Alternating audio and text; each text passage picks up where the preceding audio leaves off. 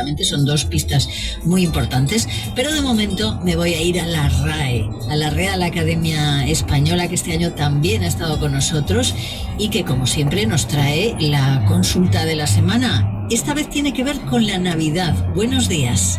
Buenos días, Pepa.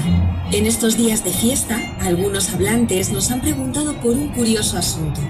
¿Por qué el adjetivo relacionado con la palabra Navidad es navideño y no navidadeño?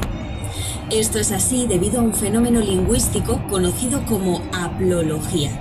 Este término, que parece tener un nombre más mágico que lingüístico, alude a un proceso morfofonológico que consiste en la eliminación de consonantes o de sílabas completas de una base léxica en el proceso de formación de palabras.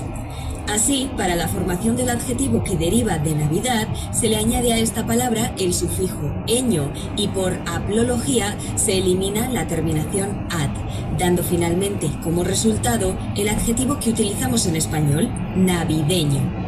La haplología también ocurre en el caso del adjetivo relacionado con el sustantivo religión.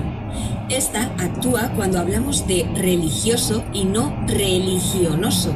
También sucede con el verbo aparecer, del que deriva el sustantivo aparición y no aparecición, que sería la forma resultante si no se eliminase ninguna parte de esta palabra, o con el adjetivo político, que experimenta un proceso de haplología para formar el verbo politizar, que no politiquizar.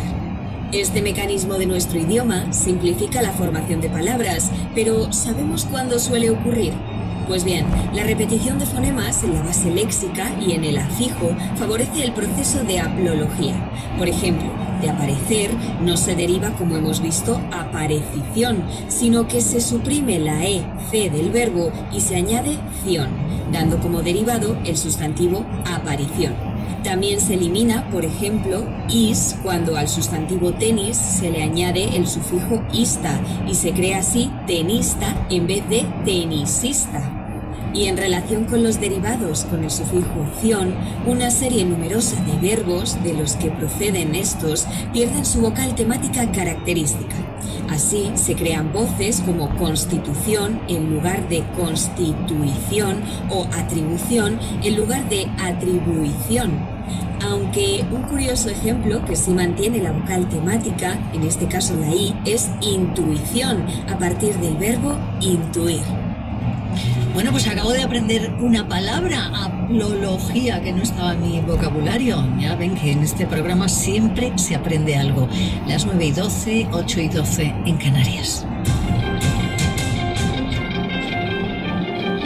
Y vamos a hablar de economía, como siempre, con Nacho Conde Ruiz, nuestro economista de cabecera. Buenos días, Nacho, ¿cómo estás? Hola, buenos días, Pepa. ¿Has sobrevivido a la Navidad, veo? Bueno, por ahora sí, la primera fase sí. Primera fase, nos quedan otras dos. Sí. Dos empujones más. Bueno, para cerrar el año, ya sabes que este es el último sábado de 2025, vamos a mirar la economía con algo de perspectiva. Vamos a analizar qué ha pasado en 2025 y sobre todo qué podemos esperar de la economía española el año que viene. Pero vamos por partes. Vamos a empezar por lo más cómodo para un economista, que es mirar el pasado. Siempre se dice con bastante razón, por cierto, que los economistas sois especialmente buenos explicando lo que ya ha pasado, lo que ha ocurrido. Aunque 2025 todavía no ha terminado y aún faltan algunos datos por conocer, ¿cómo ha sido en términos económicos? ¿Qué balance podemos hacer? Y sobre todo, ¿cuáles dirías que han sido las luces y también las sombras del año? Pues sí, Pepa, digamos que esto es lo más fácil, ¿no? Porque mirar para atrás es como la autopsia, ¿no? Siempre es más fácil que mirar hacia adelante de lo que va a pasar, ¿no? Bueno, pues mira, este año 2025 ha sido un poco mejor de lo que se esperaba, y eso siempre, pues al final quiere decir que bueno, tú tienes unas expectativas y cuando las mejoras, pues bueno, ha ido un poco mejor, ¿no? Hemos crecido, vamos a terminar el año creciendo un 2,9%, hemos producido 2,9% más de bienes y servicios que el año pasado, sí. ¿Vale, Pepa? Sí. Pero es verdad que un poquito menos que el año 2024, que lo que hicimos ese año fue crecer un 3,4%. Bueno, eso fue como muy inesperado, ¿no? Sí, bueno, veníamos de Bueno, pero digamos que es decir, superó la media europea. Sí, no, y este año... Y este año también, ¿no? También. Y el año que viene, pues como vemos, pues también, ¿no? España sí que está entre los que más crecen. Y el motor, fíjate, han cambiado un poquito los motores de crecimiento, ¿vale? No mucho, pero un poquito sí. Este año lo que está tirando con muchísima más fuerza, o un poco más de fuerza que el año pasado, ha sido la inversión, lo cual siempre es una buena señal. Es verdad que aquí también pueden estar los fondos europeos. ¿Por qué? Porque las empresas invierten cuando esperan que van a poder vender más en el futuro. Si no invertirían, claro. Que aumente la inversión es una señal de que, bueno, que no lo están viendo mal las empresas. Y luego también el consumo privado. El consumo privado también ha crecido más que el año anterior. Y los motorcitos que se nos han quedado un poco menos ha sido el gasto público o el consumo público. Y fíjate, una cosa interesante, el sector exterior, que siempre tiraba mucho, el sector exterior, pero ahora está tirando un poco menos, pero no tanto por las exportaciones, que seguimos exportando incluso algo más que el año pasado, sino porque ahora las importaciones pues están aumentando. Las importaciones son cosas que compramos de otros países, por lo tanto no las producimos aquí, por lo tanto al comprarlas pues es renta española que se va a los países que han producido esos bienes. Entonces las importaciones, digamos que han crecido un poco más, y esto es debido pues que como consumimos más e invertimos más, pues mucho de este consumo que hacemos de más e inversión son productos producidos fuera. Digamos también, Pepa, fíjate en positivo también, pues que el mercado laboral, pues mira, pues seguramente este año habremos creado más puestos de trabajo que el año anterior. Esto por un lado tiene la parte positiva, que hemos creado más puestos de trabajo, pero como crecemos más con más puestos, como vamos a crecer menos con más puestos de trabajo, es que son un poco menos productivos, y ese es un tema que luego hablaremos que me preocupa, ¿no? Pero bueno, el mercado de trabajo sigue estando muy fuerte. La tasa de paro también se ha reducido hasta el 10,5%. Y luego hay un tema que trataremos otro día, y es que tenemos capacidad de financiación. Es decir, hay 4 puntos de PIB, Pepa, que es renta que está aquí, pero que la mandamos al exterior, la invertimos en el exterior. Y aquí, claro, a lo mejor podríamos decir, oye, ¿por qué no se invierte en España? ¿O por qué no? Bueno, ese es un tema que lo hablaremos más adelante. Por lo tanto, es un año que yo creo que ha ido más o menos, ha ido bien, yo creo, en términos económicos. Sí. Y bueno, por decirte así algunas sombras, ¿no? Porque siempre, bueno, pues hay que mirar un poco.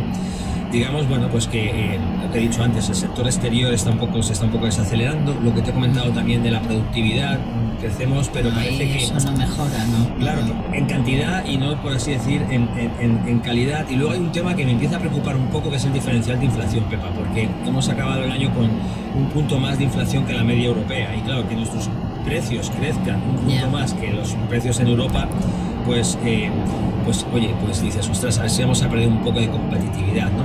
Y luego, otro tema que te he dicho, el consumo tira mucho, la tasa de ahorro está muy alta, es decir, los españoles estamos ahorrando más que antes, pero fíjate, ha aumentado el crédito al consumo. Y esto es una señal quizás de que algo que un poco ya hemos hablado aquí, Pepa, que hay mucha desigualdad. Es decir, hay hogares que están ahorrando mucho, pero hay otros que necesitan pedir un crédito para poder consumir, ¿no? Y un poco eso serían un poco las sumas.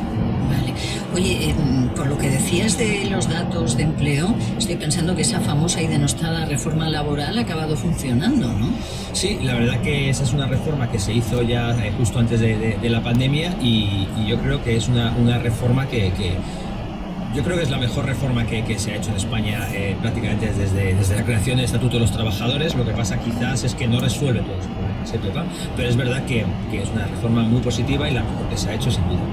Bien, esto era lo fácil, ¿eh?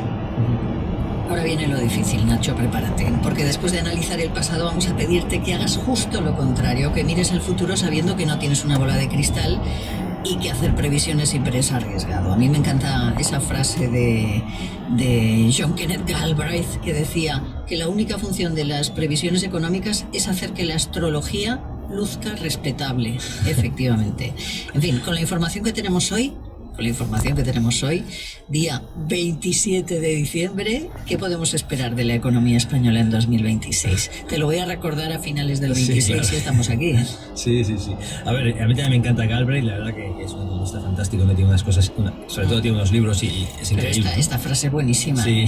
Pero fíjate, Pepa, permíteme un paréntesis. Mira, yo ahora, después de que salga de aquí de Prado del Rey, me voy a ir a Málaga, al Rincón de la Victoria, y me dicen pues que he mirado un poco el tiempo y me dicen que hoy y mañana va a llover, pero que luego el resto de la semana pues va a hacer más o menos sol. Sí. Entonces, ¿qué ocurre? Que por mucho que yo lo diga en la radio y todo el mundo diga, oye, que Nacho se va para Málaga, etcétera, la borrasca no se mueve. Es decir, la información que tú estás añadiendo, entonces, claro, hacer una previsión, tú puedes analizarla, hacer la previsión, pero la borrasca o lloverá y el lunes lucirá el sol.